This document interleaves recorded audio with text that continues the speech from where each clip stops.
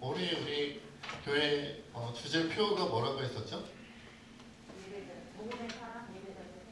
그렇죠. 예, 조금 어려워졌어요. 작년에는 쉬웠는데 교회 기초를 세워달라는 그런 조금 쉬운 내용이었는데 복음의 사람 예배자로 살게 하소서. 이게 기억하기 쉽지는 않을 것 같아요. 복음의 사람 예배자로 살게 하소서. 왜 이런 주제가 나왔었냐면 이것이 이제 올 한 해 우리 통합 측 예장 통합 측 전체 주제표라고 했는데 우리가 코로나 기간 사실은 그 전부터 한국 교회가 많은 위기를 겪었고 코로나 때문에 그 위기가 가속화되어서 세 가지가 무너졌다 그랬죠. 세 가지가 뭐였죠? 예배, 두 번째는 신앙, 세 번째는 삶이 무너졌다. 그렇죠? 예배가 무너지니까 신앙이 무너지고 신앙이 무너지니까 그리스도인으로서의 삶이 무너졌다. 이렇게 세 가지가 무너지면 뭐가 무너진 거예요? 다 무너진 거예요. 전부 다 무너진 거다. 그래서 복음의 사람으로 예배자로 회복되어져서 우리가 예배를 살리고 신앙을 살리고 그리스도인으로서의 삶을 다시 회복하여 살리자. 이것이 이제 주제표의 의미입니다. 그러니까 복음의 사람 예배자로 살게 하소서. 이것은 기억하기 쉽지 않아도 세 가지가 무너졌으니까 세 가지를 회복하자. 무엇이라고요? 예배, 신앙, 삶. 그렇죠? 예배, 신앙, 삶. 요 세 가지를 살리자. 이러면 조금 더 잘 기억나시지 않을까 싶습니다. 그리고 이 세 가지를 살리기 위해서 우리가 기억해야 할 세 가지 실천사항 목표가 첫째는 하나님의 백성, 두 번째는 복음의 사람, 세 번째는 삶의 예배자였어요. 그래서 우리가 지난 주일에는 하나님의 백성에 대한 이야기를 했고요. 하나님에 대한 백성에 대한 얘기를 했고, 그래서 오늘은 두 번째 시간으로 복음의 사람에 대한 이야기를 여러분들과 함께 하려고 합니다. 복음은 우리 그리스도인들에게 가장 중요한 성경의 내용이죠. 그죠? 복음은 우리가 신앙생활할 때 가장 중요하게 여겨야 되고 마음에 품어야 되고 그런 것이 복음입니다. 복음. 그죠?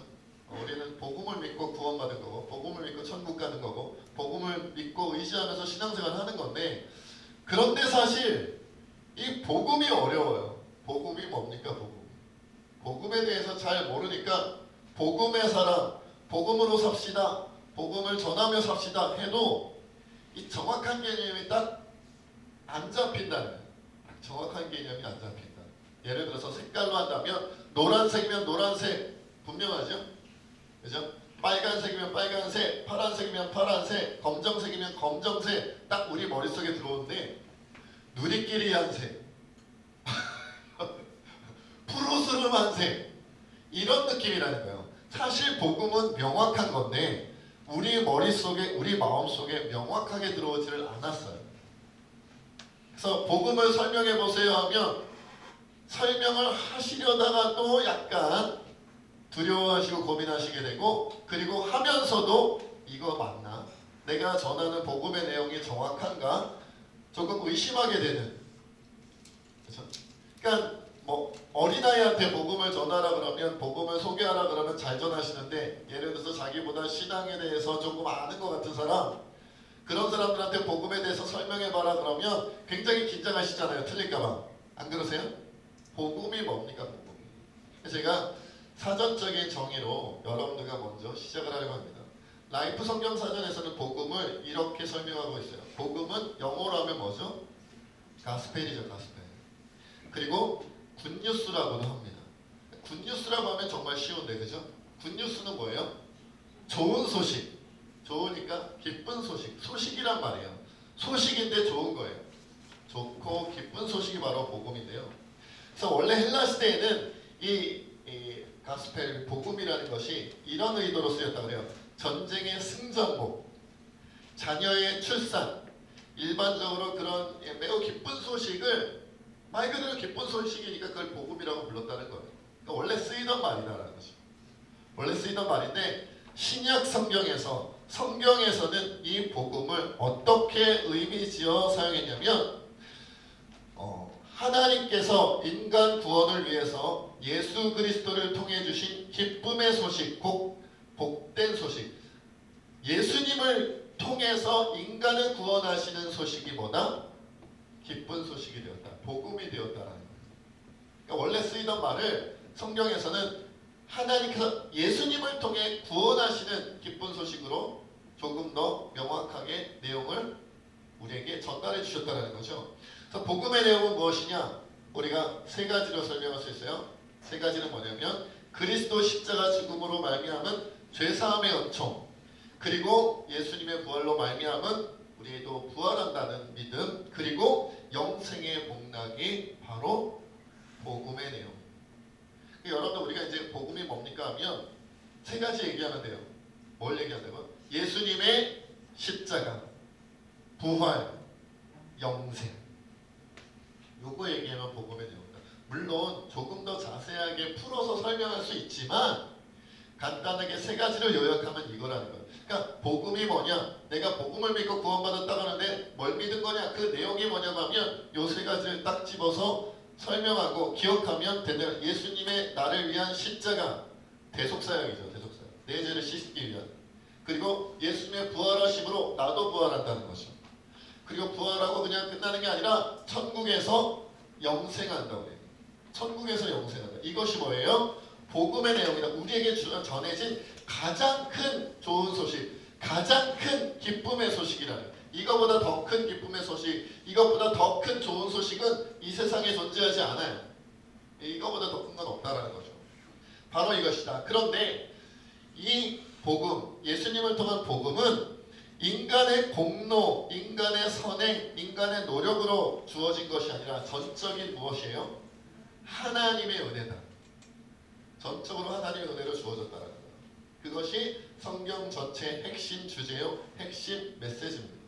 그래서 우리가 여러분들 신앙생활할 때 다른 거 다 까먹어도 제일 중요한 건 뭐예요? 예수님의 나를 위한 십자가 대속사역, 부활, 천국, 영생, 요 세 가지를 믿고 있으면 우리가 무엇을 받을 수 있어요? 구원받을 수 있고 이것을 통해서 힘차게 신앙생활을 할 수 있다는 거죠. 그리고 그것이 나의 힘으로 나의 공로로 주어진 게 아니라 누구에 의해서 주어졌다? 전적으로 하나님의 은혜. 그러니까 내 도움은 1%도 들어가지 않고 오로지 하나님의 은혜로 주어졌다라고 고백하는 것이다라는 거죠. 복음의 내용은 십자가, 부활, 영생이고요. 복음의 가장 큰 특징은 내 공로 없이, 인간의 공로 없이 하나님의 은혜로 주어졌다. 전적인 하나님의 은혜로 주어졌다. 이것이 복음의 가장 큰 특징이라는 거죠. 그래서 여러분 이 복음은 기쁜 소식은 좋은 소식이니까 우리가 그 좋은 소식을 듣고 나서 그 소식 때문에 나에게 짐이 되거나 어려운 의무가 주어진 것이 아니에요. 아니고 오히려 인간에게 주어진 가장 큰 축복인데 전적인 하나님의 은혜요 인간의 공로가 들어가지 않았기 때문에 우리가 그것을 은혜라고 부른다는 거죠. 내가 수고해서 땀 흘려서 얻어낸 것이 아니고 내가 뭔가를 잘 감당해서 얻은 게 아니고 내가 잘한 것은 없고 난 여전히 죄인이었는데 그런데 하나님께서 무조건적인 하나님의 사랑으로 우리에게 구원과 예수님의 그 복음의 내용을 허락해 주셨기 때문에 하나님의 은혜다라고 우리가 고백한다는 것이죠. 그래서 복음의 사람, 우리가 복음의 사람이잖아요. 두 번째가 복음의 사람은 복음에 의해 살아가는 사람이면서 복음을 위해 살아가는 사람입니다. 복음에 의해서 살아가면서 복음을 위해서 살아가는 사람이다라는 것을 우리가 오늘 여러분들과 좀 나누려고 합니다. 그렇다면 자, 복음에 의해서 살아간다. 복음에 의해서 살아간다는 게 뭘까요? 복음의 내용은 아까 우리가 몇 가지라고 했죠? 세 가지. 그 내용을 다시 상기시켜 보자고요. 그러니까 내가 복음에 의해서 살아간다는 것은 복음의 힘으로 살아간다. 복음의 능력으로 살아간다. 복음의 그 효력으로 살아간다는 거거든요. 세 가지가 뭐였죠? 첫째 십자가, 그 다음이 부활, 그리고 천국 영생이었으니까 내가 복음에 의해서 살아간다는 것은 예수님의 십자가 대속 사역을, 대속 죽음을 내가 믿으면서 감사하고 믿기 때문에 감사하고 감사하기 때문에 담대히 살아간다는 거예요. 이것이 복음에 의해서 살아가는 사람의 삶이다. 여러분 우리가 세상 일이 잘 풀려도 감사하게 됩니다. 그렇죠? 왜? 십자가 대속사역이 나에게 효력을 일으키기 때문에. 그러나 세상 일이 잘 풀리지 않아도 뭘 해야 할 수 있는 거예요? 감사할 수 있죠. 왜요? 십자가 대속사역이 여전히 그 효력을 발휘하기 때문이에요. 여러분, 대속사역이 내가 세상 일이 잘 풀리면 그 구원의 죄사함의 역사가 효력을 발휘했다가 내가 세상 일이 잘 풀리지 않으면 죄사함의 역사가 없어지나요? 줄어드나요? 조금도 줄어들지 않고 조금도 사라지지 않아요. 그러니까 감사는 변해요, 안 변해요? 감사의 마음은 변하면 안 되는 거예요. 감사의 마음은 변하지 않아요. 우리가 어릴 때 우리 어머니께서 고기 반찬 해주시면 감사했다가 고기 반찬 안 해주시면 안 감사했다가 그런가요? 반찬이라고 하면 김치 하나밖에 딱 없고, 그죠? 밥하고 김치만 가지고 먹어라 그러면 안 감사하고, 거기에 고기 반찬 딱 들어가면 감사하나요? 밥을 지어주시고 낳아주시고 길러주시고 먹여주시는 것만으로도 우리는 뭘 해야 돼요? 감사하죠. 그런데 십자가 대속사역은 우리를 영원한 사망에서 영원한 생명으로 옮겨주신, 그러기 위해서 우리의 죄를 용서해 주신 사건이기 때문에 어떠한 내 삶의 모습이, 환경이, 상황이 변한다 할지라도 그 감사의 내용은 안 바뀌어요. 효력이 줄어들지도 않고 없어지지도 않는다라는 사실이에요. 그게 복음에 의해서 살아가는 사람의 자세라는 거죠. 그리고 두 번째는 뭐였어요? 복음의 내용 중에 부활. 세 번째는 천국 영생이었죠. 내가 죄사함 받고 구원 받았기 때문에 앞으로 나는 무엇으로 살아가느냐 하면 부활로, 천국 영생으로. 부활과 천국 영생을 바라보면서, 바라본다는 건 뭐예요? 소망하면서 희망을 가지고 살아간다는 거예요. 소망을 가지고 희망을 가지고. 다시 얘기하겠습니다. 세상 일이 잘 풀릴 때는 부활의 가능성이 높아지고 천국 영생을 얻을 가능성이 높아지다가, 세상 일이 잘 풀리지 않고 하는 일이 잘 안 되면 부활의 가능성이 줄어들고 천국 영생을 얻을 가능성이 줄어드나요? 없어지나요? 그렇지 않죠. 조금도 그 효력의 변화가 없어요. 여러분, 우리가 복음에 의해서 살아가기 때문에 부활이 나에게 주어진다, 천국 영생이 나에게 주어진다는 것은 조금도 흔들림 없는 사실이에요. 안 변해요. 여러분이 만약에 학교를 다녔다면 100점 맞았다고 부활하고 50점 낙제하면 부활 못하고 그러지 않아요. 그래서 여러분 세상에서, 그렇죠? 막 장사를 하는데, 사업을 하는데 막 대박이 나가시고 막 어마어마한 부자가 되면 부활과 천국 영생의 가능성이 높아졌다가, 장사하다가 망하고 사업하다 망하면 부활도 못하고 천국 영생도 못 누리고, 아니면 부활하더라도 좀 조그맣게 부활하고 영생을 누리는데 그냥 조그맣게 누리고 막 잘 못 누리고 겨우 그냥 힘들게 누리고 막 이런가요? 그렇지 않죠. 여러분, 그렇지 않다는 걸 우리는 이미 어느 장로님 그런 말씀하셨어요. 유치원 때부터 배웠어요. 유치부 때부터 변하지 않는다. 어느 분인지 잘 모르겠는데 안 변하면 안 변해.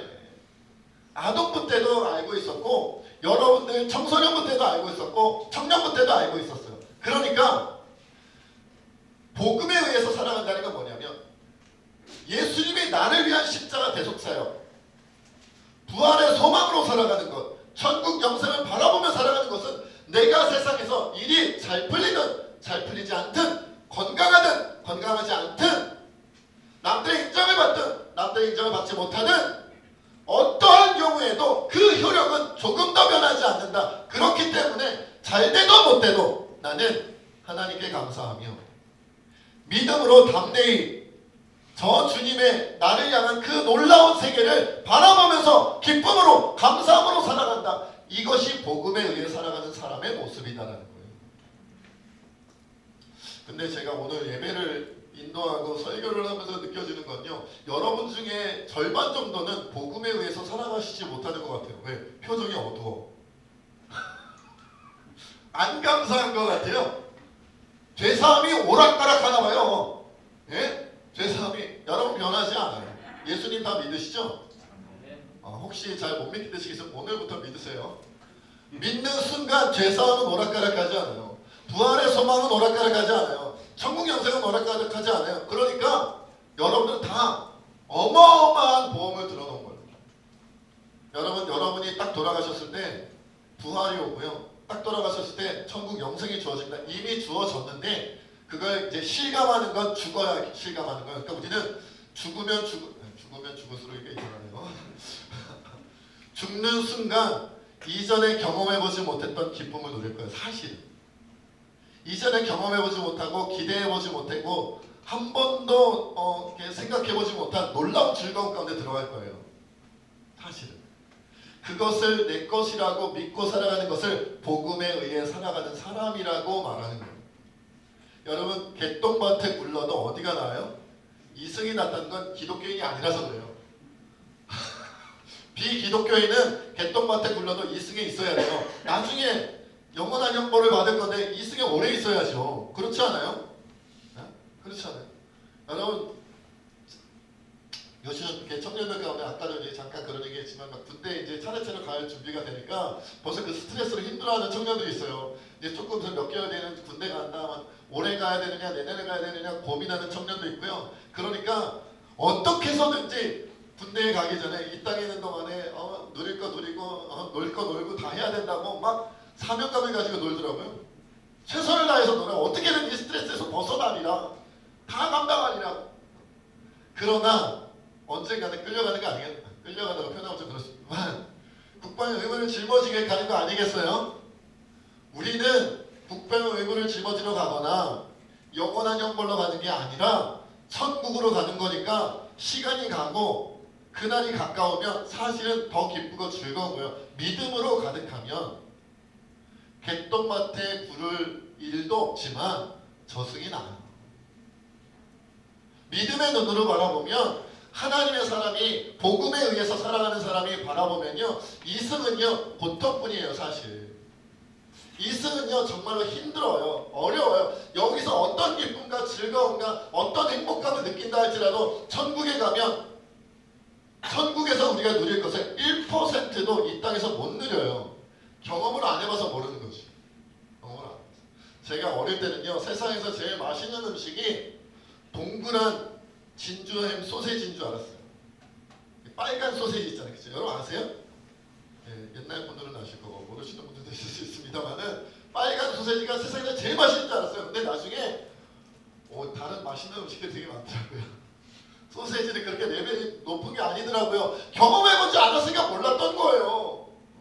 세상에 그렇게 맛있는 음식이 세상에 널려있는지. 저는 어릴 때 회도 잘 못 먹어봤고 이 소고기, 돼지고기 이렇게 막 맛있게 요리한 거 제가 잘 못 먹었는데 그냥 소세지만 먹어봤으니까 잘 몰랐는데 나중에 자라면서 제가 중학교 가서야 순대를 먹어보고 세상에 이런 음식이 있다니. 저는 좀 이렇게 자랄 때 음식이 좀 제한되게 먹었었던 것 같아요. 약간 편식도 하고 하느라. 근데 자라면서 이것도 먹어보고 저것도 먹어보고 하니까 세상에 이렇게 휘황찬란한 음식이 많은 줄 몰랐고 그렇게 맛있는 음식이 많은 줄 몰랐어요. 경험해보지 않으니까 그냥 내가 가지고 있는 경험, 내가 가지고 있는 그 체험 안에서 이것이 제일 좋은 것이겠거니, 이것이 제일 놀라운 것이겠거니, 제일 즐거운 것이겠거니, 제일 기쁜 것이겠거니. 그러니까 무슨 일이 있어도 저승에 끌려가면 안 된다. 이승에 오래 있어야 된다. 개똥밭에 굴러도 여기 있어야 된다. 라고 생각하는 것이 주님의 나라를 바라보지 못하기 때문에 그렇다는 거예요. 주님의 나라가 어떤 것인지 조금이라도 생각할 수 있고 조금이라도 마음에 품을 수 있으면요 이를 악물고 이 땅에서 버틴 다음에 주여 내가 쉬게 되는 날 하나님의 부르심에 의하여 내가 쉬게 되는 날 저 기쁘고 저 놀랍고 저 아름답고 저 찬란한 곳으로 가게 될 것을 믿습니다. 그렇기에 내가 이 땅에서 주님을 위하여 더 달려갑니다. 이럴 수가 있는 거예요. 그게 복음에 의해 살아가는 사람이다. 그러면 복음을 위해 살아가는 사람은 무엇일까요? 복음을 위해 살아간다. 복음을 위해 살아간다는 것은 나를 위해서 사는 게 아니라 복음을 위해서 살아가는 것이고요. 복음을 위한다는 것은 내가 아닌 다른 사람들에게 복음을 전하며 살아간다는 거예요. 내가 복음을 전하는, 소식을 전하는 그러한 자가 된다는 거예요. 복음을 전하는 자가 된다. 복음을 전하는 자가 된다. 오늘 본문 말씀 1절 우리 함께 다시 한번 읽어볼게요. 함께 했습니다. 시작. 그러므로 형제들아 내가 하나님의 모든 자비하심으로 너희를 권하노니 너희 몸을 하나님이 기뻐하시는 제물로 드리라. 이는 너희가 드릴 영적 예배니라. 오늘 본문에 보면요, 우리의 몸을 어떻게 드리라고요? 거룩한 산 제물로 드리라고 주님이 말씀하셨어요. 여러분, 너희 자신을 하나님께 거룩한 산제물로 드려라 그래도 되는데 몸이라고 딱 찍으셨어요. 그렇죠? 몸이라고. 여러분 몸이 뭔지는 아시죠? 모르시겠어요? 이렇게 만져보시면 여러분의 몸이잖아요. 몸을 드린다. 그러니까 구체적으로 설명하실 거예요. 원래 여러분 제사의 제물로 드려지는 것은 짐승을 어떻게 해요? 피를 흘려서 가면도 피를 흘리고 그리고 다 벗겨서 그것을 불로 태우죠. 그렇죠? 피 흘리고 생명을 취하고 불로 태워드리는 게 제사고, 그렇게 드려지는 존재를 제물이라고 해요. 그러니까 살아서 드려지는 제물은 있을까요? 없을까요? 없어요. 제물은 죽여서 드리는 거예요. 죽여서 드리는 거예요. 피를 다 쏟고 생명을 취하고 그리고 드리는 거예요. 그러니까 우리가 하나님 앞에 너희 몸을 하나님이 기뻐하시는 거룩한 제물로 드려라라고 한다면 사실은 우리는 죽는 거나 마찬가지. 근데 우리가 정말로 죽어서 드려질 수는 없잖아요. 그러니까 산제물로 드리는, 살아있으나 제물인 것처럼, 살아있으나 제물인 것처럼 드려져라. 하나님께 드려라. 너희 몸을 드려라. 너희 몸을 드리라는 건 구체적으로 이 땅에서 두 발을 딛고 살아가는 우리 자신을 드리다라는 거예요. 수상적으로 드리라는 말이 아니에요. 너희의 생각을 드려라라든지 너희의 마음을 드려라라고 말씀하시지 않고 너희의 몸을 드리라고 했으니까 너희의 삶을 드리라는 얘기예요. 몸을 가지고 살아가잖아요. 우리는 하나님께 드릴 때 머리를 드리니까 머리를 드린다는 게 아니라 생각을 드리고 마음을 드린다라고 표현할 때가 많아요. 그게 틀린 말은 아닌데 굉장히 교묘한 말이에요. 교묘한 말이에요. 여러분, 우리가 누군가에게 생일 선물을 할 때 내 마음을 받아줘, 좋은 말인 것 같지만 뭘 안 주면, 구체적인 선물을 안 주면 마음이 느껴져요? 어쩌? 내 마음 100%를 다 너에게 줄게. 아버지, 어머니, 그렇죠? 아버지의 생신을 축하드립니다. 제 마음을 드립니다. 그러면 뭐라고 그러시대요? 예끼 이 녀석은 마음을 주긴 뭘 줘, 이 녀석. 말만 잘하네. 그러지 않겠어요? 적은 것이라도 무언가, 그렇죠? 구체적인 물질이 들어가야 그 물질에 뭐가 담기는 거예요? 마음이 담기는 거 아니겠어요? 그렇죠? 우리가 다 입술로만 마음을 드립니다, 마음을 드립니다, 마음을 드립니다, 그렇게 막 입술로 남발하며 살아가는 사람이 있다면 모든 사람이 그 사람의 마음을 의심할 거예요. 진정성이 없다고 하겠죠. 그렇지 않겠나요? 여러분, 우리가 하나님께요, 하나님 저를 받아주세요, 저의 삶을 주님께 드립니다, 저는 주님의 것이에요, 맨날 얘기하고 몸으로 하나도 드리지 않는다면 하나님이 그것을 진정성 있게 받으시겠냐는 거예요. 시간을 하나님께 드리지 않고, 우리의 삶의 부분을 하나님께 드리지 않고, 우리의 물질도 드리지 아니하고, 우리의 손과 발로 수고하는 것, 땀 흘리는 것, 우리의 눈물을 드리지 않고 마음을 받아주세요 한다면 주님도 우리의 마음의 중심을 아시는 분인데 그거 가짜인 거 알아요. 거짓말인 거 알아요. 과장인 거 알아요. 허세인 거 알아요. 우리도 알잖아요. 우리도 인간관계에서 무엇이 오고 가는지를 보면 진짜인지 아닌지, 그 마음이 진짜인지 아니면 말로만, 입술로만 하는 것인지, 저희가 나에 대하여, 하나님께서 말씀하시는 저희가 나에 대하여 입술로는 나를 공경하고 나를 높이는 것 같지만 마음으로는 내게서 멀도다. 그것이 주님의 말씀 아니에요? 우리가 그럴 때가 너무 많아요. 교회 다니는 사람들이 정말 말로 공수표가 너무 많아요. 사랑합니다, 아껴줍니다, 품어줍니다, 말은 잘하는데 실제로 나누는 것은 없어요. 그래서 아무도 진정한 사랑을 잘 느끼지 못하는 거예요. 우리 하나님도 마찬가지예요. 우리의 몸을 산제물로 마치 내가 살아있지만 내 생명 주님의 것으로 드린 채로 살아갑니다. 그 증거를 내 몸으로 삼습니다. 나는 구체적으로 주의 복음 전하면서 살겠습니다. 기도하고 끝나는 게 아니라 구체적으로 내 발로 가겠습니다. 내 입술로 예수 그리스도가 구주라는 것을 전하겠습니다. 내 손으로 도움이 필요한 사람들, 그 사람들을 도우며 그 필요를 채워주며 그들을 내 손으로 아껴주며 보듬어주며 그런 구체적인 실천으로 예수 그리스도의 복음이 실제라는 것을 전하겠습니다. 이것이 복음을 위해 살아가는 사람의 모습이라는 거예요. 복음. 여러분 제일 나쁜 그리스도인은 뭐냐면 말로만 하나님을 사랑하고 말로만 이웃을 사랑하는 건 정말 나쁜 거예요. 말로는 뭘 못해요. 말로는. 저도 여러분 엄청 사랑합니다. 말로만 하면 제일 기분 나빠요. 더 기분 나빠요. 차라리 정직하게 솔직하게 사랑하고 싶은데 좀 힘드네요. 이렇게 얘기하면 그죠? 진정성이라도 느껴지지. 어마어마하게 사랑합니다. 얘기하고서는 중요할 때는 쏙 빼놓고 말이죠. 관심 없어요. 무관심하고. 그러면 오히려 그 표현들이 우리를 더 상처받게 하고 더 힘들게 하는 거 아니겠어요? 우리의 몸을 받으시길 원하셨어요. 구체적인 삶으로 받으시기를 원하셨어요. 구체적으로 가서 우리는 입술로 전하고 손으로 예수님의 사랑을 증거시켜야 돼요. 보여줘야 돼요. 보여줘야 돼요. 실제로. 그러할 때 우리는 복음을 위해 살아가는 사람일 수 있고요. 그러할 때 우리 주님이 우리가 정말 복음의 사람이라는 것을 인정하실 수가 있다는 거죠. 여러분 2023년도에 우리 새롭게 복음을 전해야 되잖아요. 그렇죠? 복음을 위해 살기 위해서 복음을 전해야 되잖아요. 그렇죠? 입술로 전하셔야 됩니다.